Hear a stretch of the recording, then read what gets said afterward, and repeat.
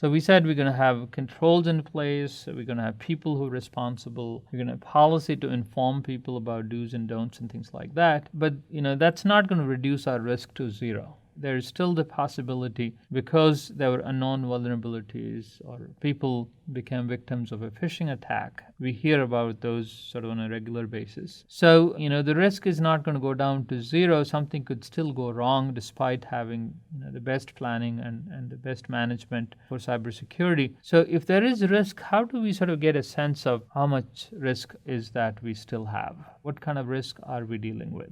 Assessing such risk is important because we talked about cost benefit. So if you're going to make investment in cybersecurity, those investment decisions have to be based on risk and its reduction. So you're going to pay for a certain control. How much is the risk being reduced? And I say risk is going to be reduced because it's never going to be zero. The only way to make it zero is you disconnect from the rest of the world, but then you can't do anything useful. So some risk is going to remain, and if the risk remains, well, how do you quantify it? If your investments are going to be based, investments cost of certain control, what you're going to pay for it, certainly there's a number. So if you're assessing risk or quantifying it, how exactly do you? It'll be great to say, this is my risk and this is what I can do to deal with it. So how do you assess risk? And one of the things we're going to find out is that quantifying it is actually not easy. There are various frameworks to sort of see what you do or don't do that may pose some degree of risk, but actually quantifying it is what is hard. So that's what we're talking about.